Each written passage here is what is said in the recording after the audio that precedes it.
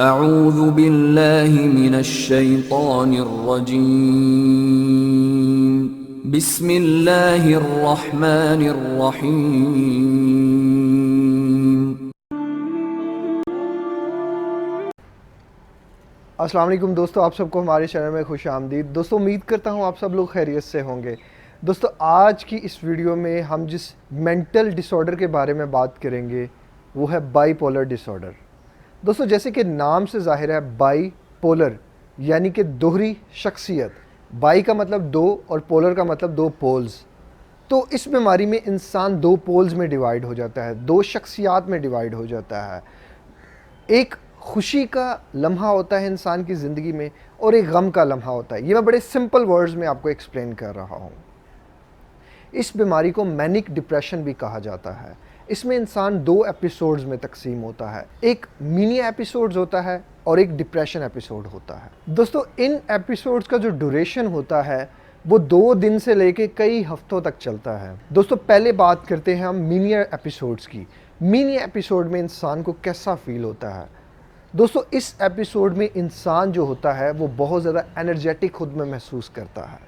वो खुद को बड़ा सुपरमैन समझना शुरू हो जाता है। मीनिया और हाइपोमीनिया में इंसान को लगता है कि वो जो भी कर रहा है बिल्कुल ठीक कर रहा है।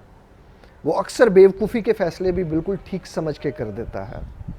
वो समझता है कि मैं चंद घंटे भी सो के मेरी नींद बिल्कुल परफेक्ट है। उसे लगता है कि वो बिल्कुल परफेक्ट नींद ले रहा है। उसका एनर्जी लेवल बहुत हाई होता है। इस पीरियड में वो एक्स्ट्रा ऑर्डिनरी हो जाता है।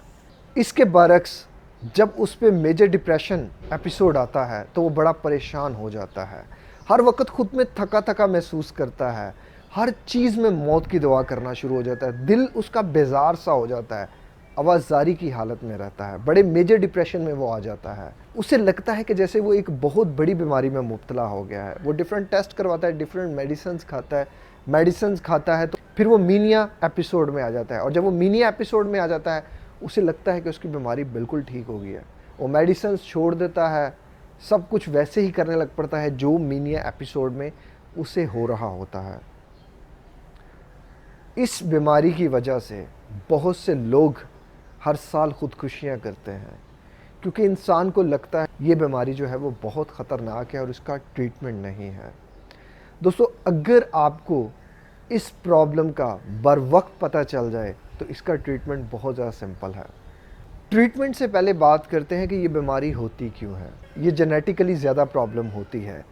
अगर जेनेटिकली नहीं भी है तो आपको जब आप उल्टी सीधी मेडिसिन्स खाते हैं, मेडिसिन्स की वजह से भी हो सकती है, डिप्रेशन की वजह से भी हो सकती है, इसकी और भी बहुत सी रीज़न्स हो सकती हैं।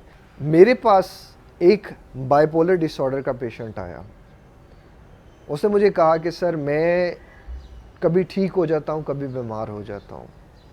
मैंने कहा अगर इस तरह होता है तो फिर तुम कभी ठीक नहीं हुए, क्योंकि अगर तुम ठीक हो जाओगे तो फिर तुम कभी बीमार नहीं होगे, वो भी सेम बीमारी में। उसने कहा सर, ऐसा होता है कि मैं मंथ के कुछ महीनों में डिप्रेशन में रहता हूँ, बाकी सारे महीनों में मैं ठीक रहता हूँ।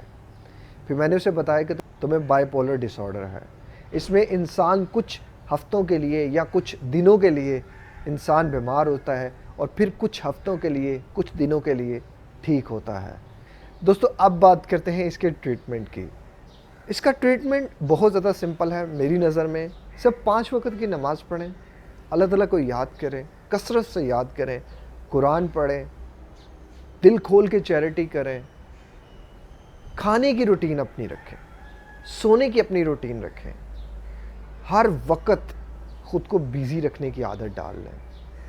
जब इंसान वेला होकर बैठ जाता है ना तो भी वो 101 बीमारियों की दावत दे देता है कि आओ मुझे लग जाओ। और उनमें जो सबसे बड़ी बीमारी इंसान को लगती है वो डिप्रेशन होती है, क्योंकि अल्लाह ताला ने इंसान को बनाया है काम के लिए, ना कि वेले बैठने के लिए। दोस्तों, अपनी ज़िंदगी में वॉक और एक्सरसाइज की आदत लाजमन बनाएं। ऐसी दुनिया की कोई बीमारी नहीं जिसका इलाज ना हो सके। और मेंटल डिसऑर्डर में किसी भी तरह का आपको स्टिक होना पड़ता है बीमारी से लड़ने के लिए, बीमारी से जंग के लिए। तो इस जंग में जीत आप ही की होती है, क्योंकि ये बीमारी आपको हराने के लिए हर कोशिश करती है। जब आप नहीं हारते तब आप जीत जाते हैं। बीमारी इतनी बड़ी नहीं है, इसलिए इसका इलाज सबसे पहले आप ख़ुद में तलाश करें, ख़ुद से इसको ठीक करने की कोशिश करें। अगर आपसे ख़ुद से ठीक नहीं होती तो मैं आपको पर्सनल कोचिंग देने के लिए भी तैयार हूँ। मैं आपकी मदद करने के लिए तैयार हूँ, आपको इस प्रॉब्लम से निकालने के लिए।